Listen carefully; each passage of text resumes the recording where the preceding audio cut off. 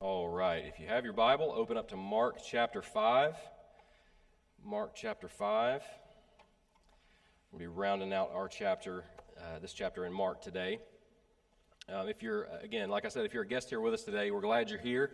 To kind of catch you up, I might get a little Pentecostal today, so I'm going to move this back just a little bit. No, I'm kidding. But you never know. To catch you up on where we've been studying the Gospel of Mark together for the past few months. We are planning to complete the book this year. I just want to remind you of that. The plan is to complete the book this year. I know you're thinking we're taking our time here, but there's so much good stuff in Mark that we don't want to rush by it. So if you have your Bible, we'll be in Mark 5 today. One of the things we've seen over the past few weeks, the text has kind of focused us in on Jesus' power. We've seen Jesus' power on display over the destructive powers of creation. You remember the disciples on the boat with Jesus and the wind and the waves. We saw Jesus' power over that. Then we saw Jesus' power over demons displayed. He cast them out with just a word. Today, we're going to see Jesus' power demonstrated a little bit differently. We're going to see his power over both disease and death. You know, the various kinds of people that we see over these texts show us who Jesus has concern for. He has concern for all kinds of people. In the boat, it was his disciples. On the shore, it was the demonized man. And today, we're going to see his care for the leader of the synagogue, a common woman, and a young girl who were all three absolutely helpless.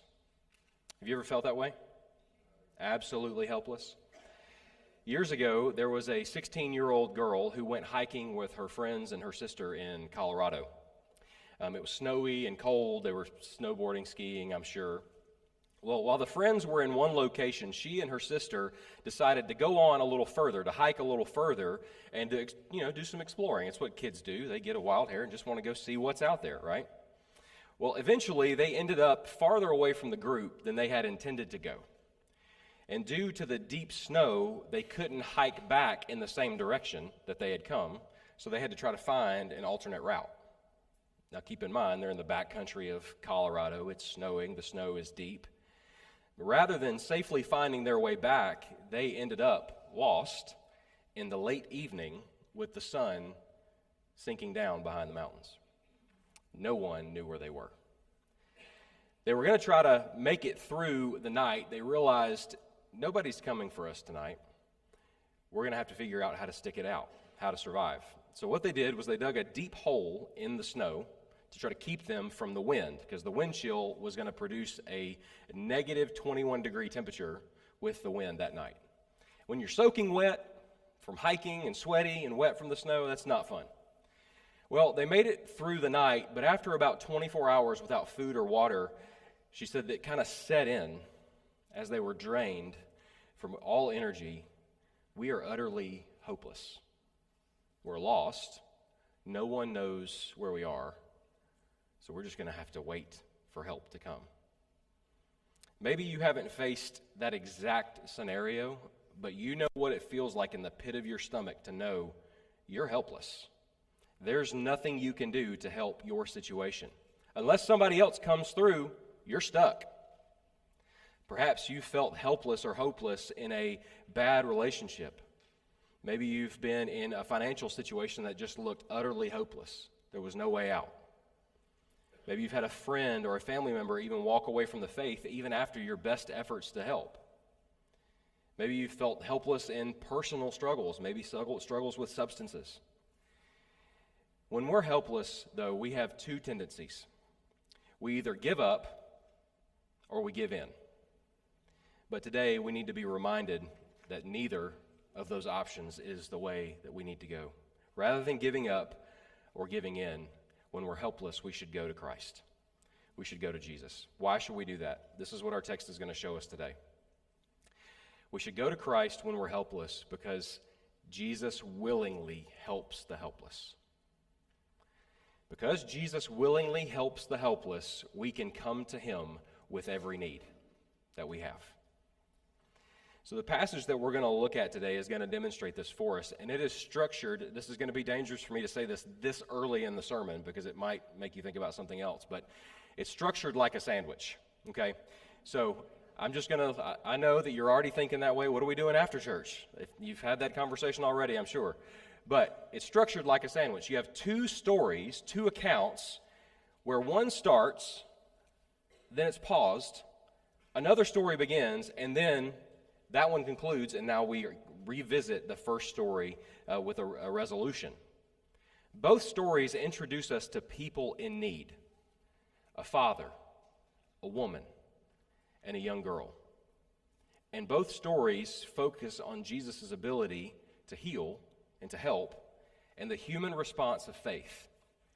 Both stories show the lack of faith that most have, but the faith of a few. Now, the main difference, if you were to go and read, most people focus on two of these characters. There's really three, though, because we're introduced to a man, a father, in the first scene. And this father is at his lowest point in his life. As a father, he's meant to protect his family, to provide for his family, but sickness has nearly taken the life of his daughter, and he's helpless to save her. He's realized that he's not Superman. He can't fix everything. Life happens to our children as it does to us, and maybe you resonate with him this morning. Maybe you as a parent have realized there's nothing you can do at some point to help your children. Perhaps they've wandered from the Lord. Perhaps they haven't trusted Christ yet.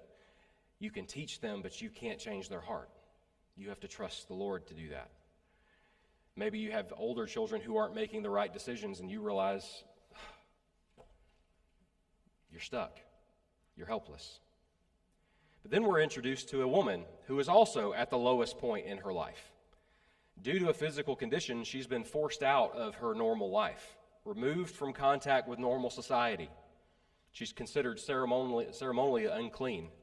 Therefore, no one would touch her. Maybe you resonate with her. You know what it's like to be alone and without help. Then there's the final helpless character. There's the daughter of the Jewish synagogue leader, the father that we just met. She has a position of status. Essentially, she's a pastor's daughter. Well known, she likely has everything she physically needed, materially needed, and yet tragedy still struck. Her sickness has reached a point where she is facing death. And maybe you resonate with her. Everything was going great until it wasn't. You were going through life carefree, enjoying the blessings of life until it happened, and now you're stuck and you're helpless. But the good news that we're going to see in our text this morning, I just want to remind you, is that Jesus came to help the helpless. So when you feel helpless, our step is not to give up and not to give in.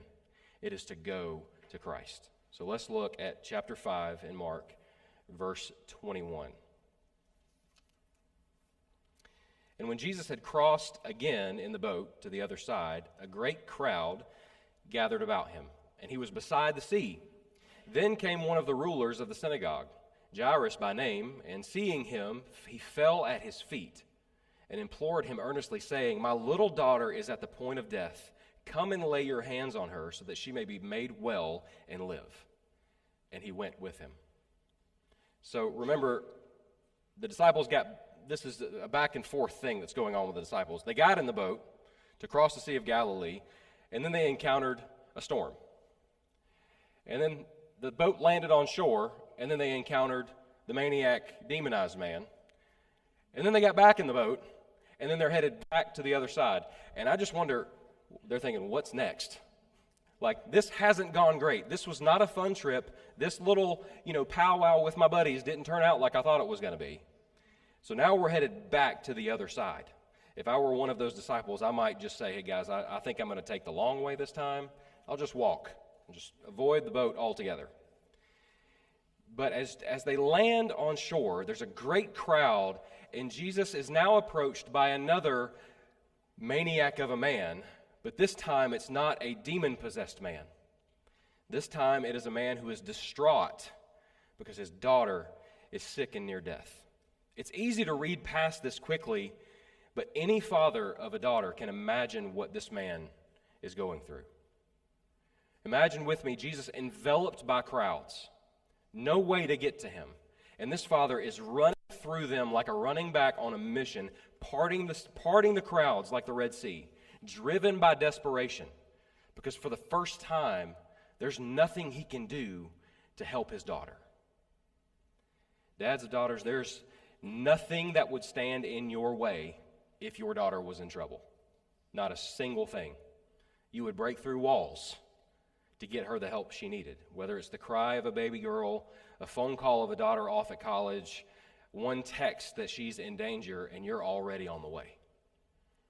But this man has been by her side, and he's realized, I can do nothing to heal her.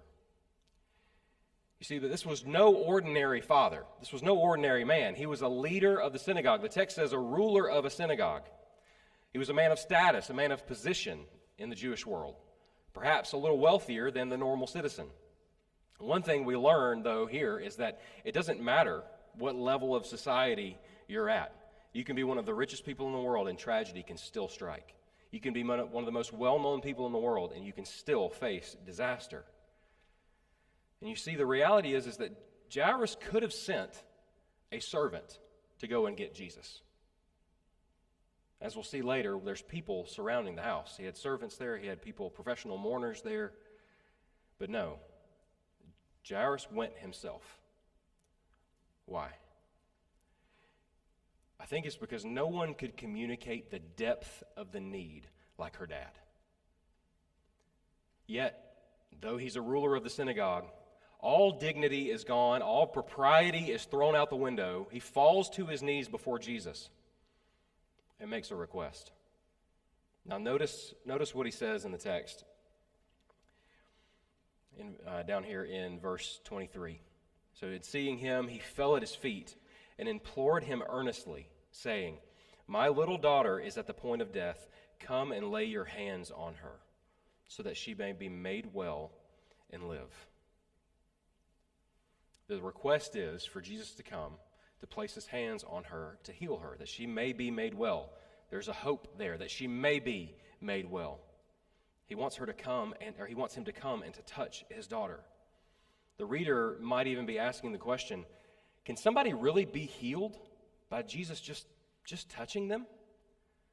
Now, you and I already know the answer to that. We're going to find the answer to that in the next section here, but nevertheless, though Jesus probably has a direction in mind, he goes with the man. He redirects what he was doing and goes with the man who requests his presence and help. Why would Jesus do that?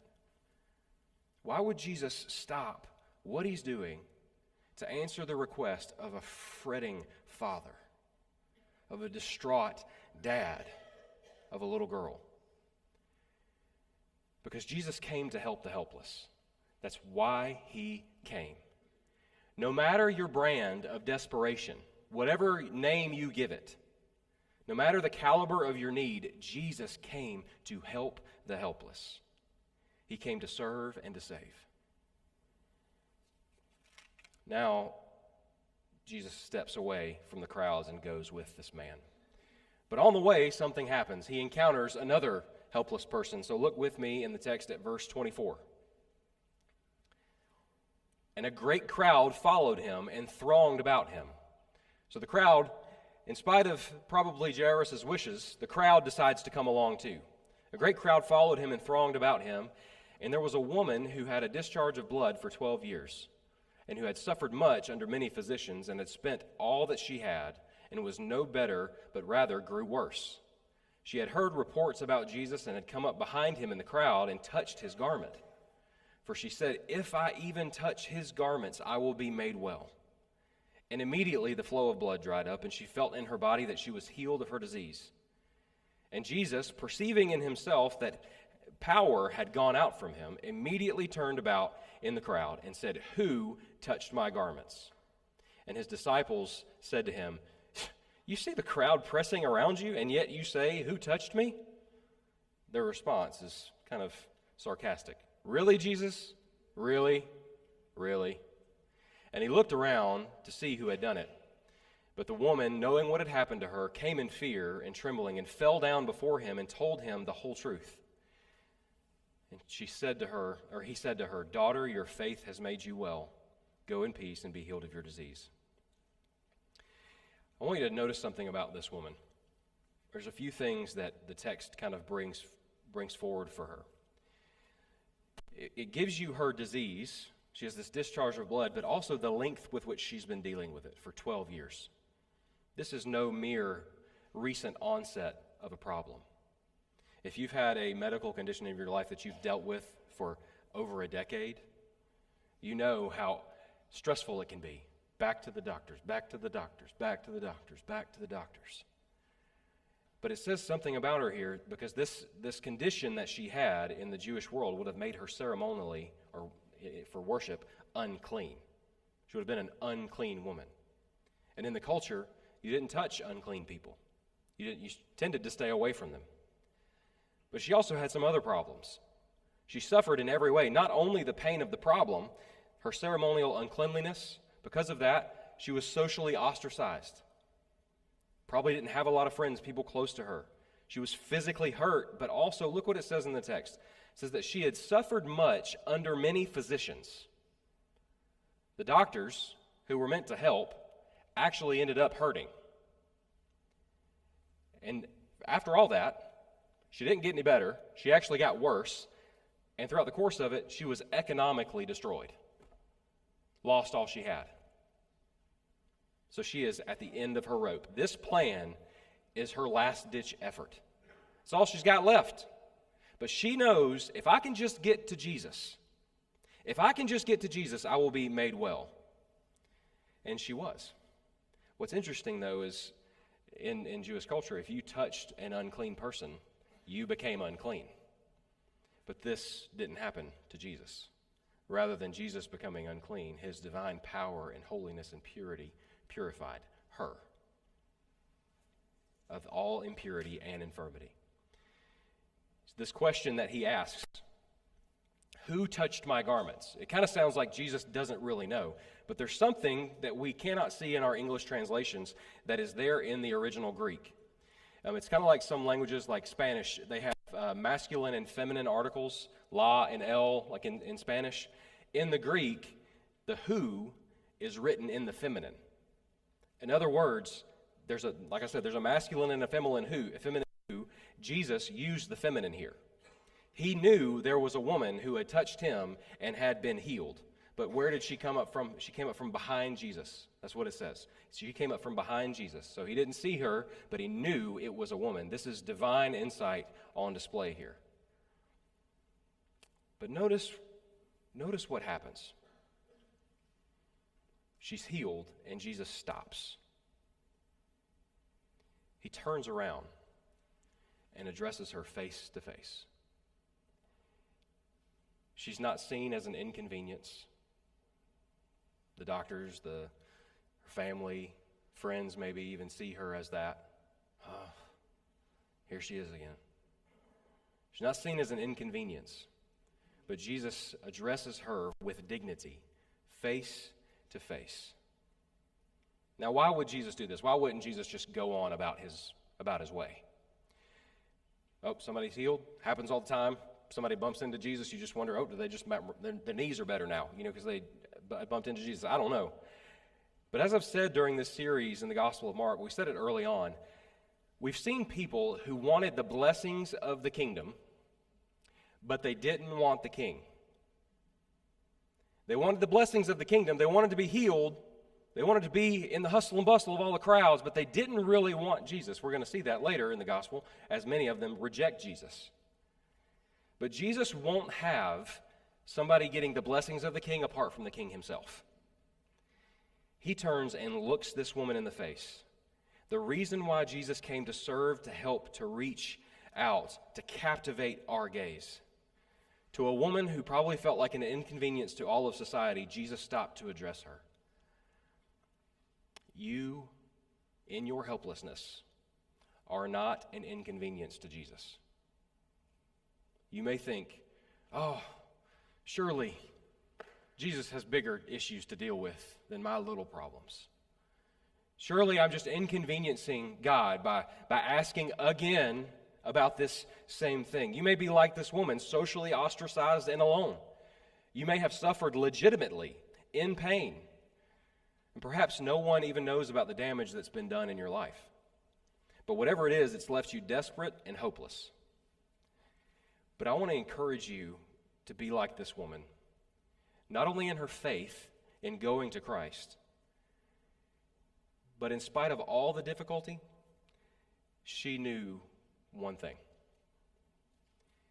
Jesus is powerful, and he's safe, and he welcomes the helpless and the desperate. And here's the beauty of it. You don't have to wait for 12 years like she did. You can come now. You can come now to Christ. You can approach him now, and he can heal your soul in ways that you can't even imagine. The question is, in your helplessness, will you come to him? Or will you continue to try to figure out your own ways of fixing your problem? He looks at her and he says this at the end in verse 34. Daughter, your faith has made you well. Go in peace and be healed of your disease. I wonder if this woman had any family. I wonder if this woman had any relationships that were close because of her problem. But now she's being addressed as a daughter. Another daughter in need. She had no father to appeal on her behalf, like the little girl that we're going to meet again in just a minute. Jesus came to her. Jesus healed her. Jesus, as one preacher has said it, Jesus became her champion. Whereas Jairus was the champion of his daughter, Jesus stepped in for her. So as this scene rounds out, we come back into verse 35 and pick up the story of Jairus and his little daughter. Let's look in verse 35. While he was still speaking, there came from the ruler's house some who said, "Your daughter is dead. Why trouble the teacher any further?" What news? But overhearing what they said, Jesus said to the ruler of the synagogue, "Do not fear, only believe." And he allowed no one to follow him except Peter and James and John, the brother of James. And they came to the house of the ruler of the synagogue, and Jesus saw a commotion, people weeping and wailing loudly. Here's a little tidbit of information about the ancient Jewish culture here. They would hire professional mourners at the death of a beloved person. They would hire professional mourners to come and play the flute, to come and wail, that's to experience the whole rainbow of grief, if you will, the whole emotion of grief. So they hired these people to come in. There's this whole group of people causing a commotion, people weeping, wailing loudly. And when he had entered, he said to them, "Why are you making a commotion and weeping? The child is not dead, but sleeping." And they laughed at him. These people knew what dead looked like. They knew this. This happened every day. They knew when somebody was dead or when they were taking a nap. And they laughed at him. But he put them all outside. Do you remember this? Insiders and outsiders in the Gospel of Mark. The outsiders are those who have no faith. The outsiders are those who are left outside, while those who are welcomed inside are those who believe. He put them all outside and took the child's father and mother and those who were with him, and they went in where the child was. Taking her by the hand, he said to her, "Talitha cum," which means, "Little girl, I say to you, arise." And immediately the girl got up and began walking, for she was 12 years of age. And they were immediately overcome with amazement. And he strictly charged them that no one should know this, and told them to give her something to eat. See, now we pick up Jesus' route on the way to Jairus' house. Now you have to think, when Jesus stopped to address this woman with a problem that she's had for 12 years, what's Jairus thinking? What's the father thinking? Jesus, my daughter is about to die. She can wait. Let's keep moving. Why are you stopping? Let's keep moving.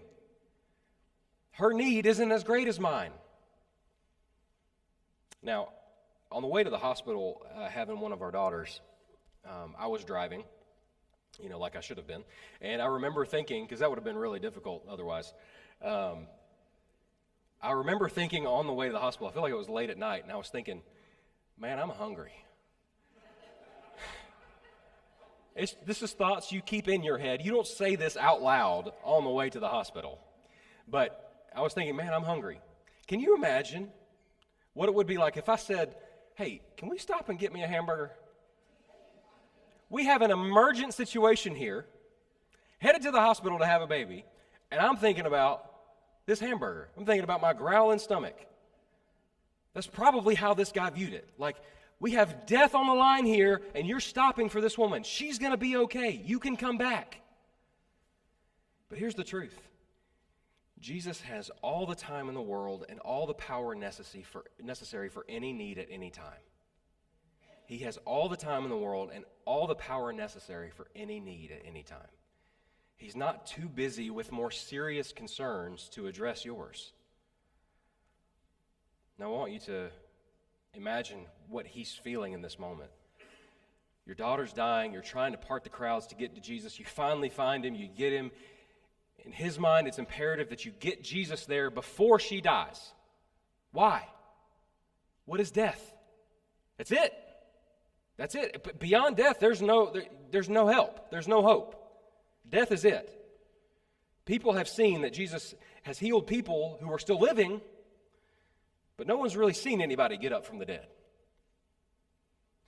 Now, a group of people arrive from Jairus' house, and they bring the news to the Father and to Jesus and to the crowd that while Jesus was speaking to the woman and healing this perceived lesser need, his daughter has passed away. And they tell him, you might as well not bother Jesus anymore. Don't bother the teacher. What's the point? Now, I find it a bit ironic that in the story they label him the teacher. The teacher. Not the Son of God with all power to heal any disease, to raise the dead. It's a bit of an underwhelming title for Jesus, for who he is and what he's done. He's calmed the storm and the waves. He's saved the helpless disciples. He's restored a helpless, demonized man to his right mind. He's helped and healed the diseased woman. And Jairus and his daughter fall into the same category, helpless. But now we've reached the epitome of helpless. Because once death darkens the door, we know there's no going back. Death is final. No one can escape its power. Everyone stands before death in the same posture. Helpless. Well, everyone except for one, Jesus. He looks at them and says, why are you weeping? She is only sleeping. He knows that she's dead. They know she's dead. She's not just a hard sleeper. Some of you are hard sleepers, and you might as well be while you're sleeping. I kid you not, as a teenager, I slept so hard that my mom got a squirt bottle and sprayed me with water to wake me up. I kid you not, I was a hard sleeper. This is not the case here. But why does Jesus let us in to see some of the reactions to what's going on? Because it shows us what faith looks like and what faith doesn't look like. Because there are some who mock. They laughed at Jesus for saying she's only sleeping. But there are those who are close, who have seen Jesus do what he can do and what only he can do. They're not laughing. They're hopeful. They're anticipatory. They're looking forward to see what Jesus does. So Jesus comes, he sends the non-believers outside. He brings the family and he brings his 3 closest disciples. And then we have this description of what takes place. He says, Talitha cum, which means, little girl, I say to you, arise. Now, why do we have Aramaic words with the translation? Well, one, remember who Mark's writing to. He's writing to Roman Christians, many who probably don't know Aramaic. But we also have this very phrase, one, because it's so simple. It's something you would say to someone you're trying to get them out of the bed. Shows there's no magical formula to the words. It's just a normal, everyday phrase. But he says, little girl, I say to you, get up. With a simple spoken phrase, with a grasp on her hand, Jesus delivered the girl from the grip of death. The word that says he took her hand means to seize or to grasp or to grip. This is like a firm handshake, a firm grab. As death was grabbing on, Jesus was grabbing too, and his grip is stronger. The word for arise or arose here is used in Jesus' own resurrection account. Now, what's taken place here is a bringing back to life, but not a resurrection to glorification. That's the resurrection that we're hopeful for, that we are looking forward to, is the resurrection from the dead to glorification. Jesus has resurrected her, has given her life back. She's not yet glorified, as we will be at the final resurrection. But this story serves to show and foreshadow the resurrecting and restoring power of Jesus over death. Let me just speak to you a moment as a pastor. Over the last 12 to 18 months, just looking, so many of us have experienced death firsthand in our families. We know how final it feels. But through Christ, we can utter 1 Corinthians 15, 54 and 55. Death is swallowed up in victory. O death, where is your victory? Where is your sting? Christ has all power. For all who trust in him, death is not the end. Death is not final. It does not get the last word. Jesus does. He wins. Now, it's interesting here. The text tells us that as soon as she got up on her own, right? She's 12 years old. She starts walking around like there's no problem. And then Jesus says something that's just so interesting. Give her something to eat.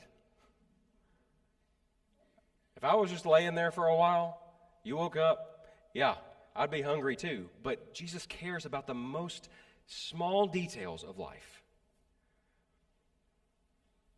I know that many of you are walking with Jesus through difficult things. Illness, the fragility of life, death, ungodly people around you that lack faith in Jesus that you're having to deal with. But what we get to at the end of this text is the truth that nothing is too hard for Jesus. The people who laughed in Jesus' face when he said, "Oh, she's only sleeping." What do you think they're thinking now that she's out up walking around, eating a sandwich? Oh, where was my faith? Nothing is too hard for Jesus. Do not fear, only believe. His power is greater than any threat to your life or well-being. He is Lord of creation, more powerful than any legion of demons, stronger than any disease, and unfazed by the grip of death. Though we all face death, he has ripped out its fangs and its sting through his death and resurrection. Through him, death doesn't get the last word. Through faith in him, though weak as our faith may be, and if we're honest, sometimes it feels that way. Though weak as our faith may be, it is not the strength of our faith, it is the object of our faith, Jesus Christ, who saves. He offers help to the helpless.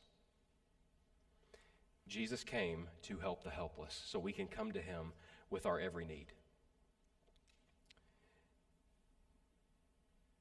As I've said, some of you over the past year have dealt directly with some of the issues we're talking about here in our text.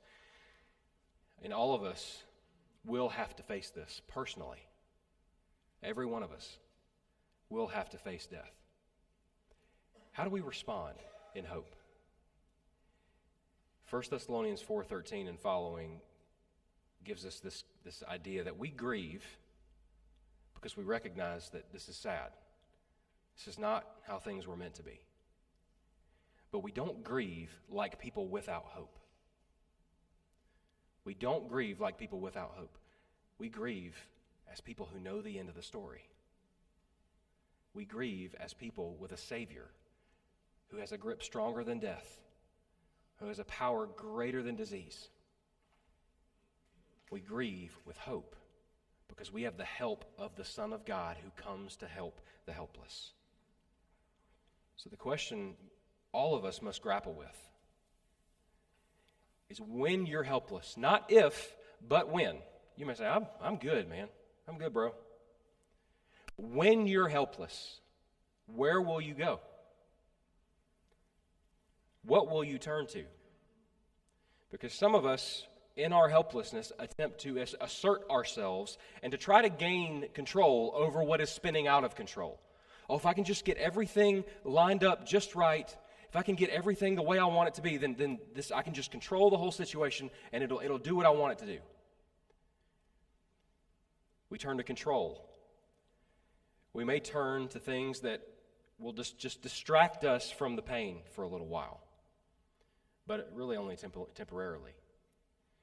Maybe you'll turn to a substance, or you turn to something online, or something to just numb the pain. None of those things can save. None of those things can heal. None of those things will ultimately restore joy the way Christ will. Will we turn to the one who alone has power to heal and to save? Will we come to Jesus in faith and trust him? Will we be like the Father and this woman who in faith, in their desperation, went to Christ, trusted in his power rather than their own ingenuity and their own strength? Will we recognize our helplessness and come to him? Because you see, there's another way that each one of us in the room, not just by faith, or not just by the reality of death, but also the reality of sin. In our sin, we are helpless before God. We are helpless before the wrath of God if we remain in our sin. There is nothing we can do. There is no good work we can do to save ourselves. There is no righteousness that we have in ourselves to give us a good standing before God. We are helpless in our sin. But someone showed up. God sent his Son to die on the cross, to pay the penalty for that sin, to forgive us, to wipe our record of debt clean, so that we could be made right with God. He created the bridge between us and God that sin destroyed. He came to help the helpless. Whether it's sin, whether it's disease, whether it's death, our help comes from the Lord, the maker of heaven and earth. Psalm 121. I lift my eyes into the hills, but where does my help come from? It comes from the Lord, the maker of heaven and earth. Will you lift your eyes to Jesus this morning? Let's pray. Father, we thank you so much for your word. We thank you for these two very real and raw stories here in Mark 5 of a desperate dad, a woman who is struggling with disease, and then the death of a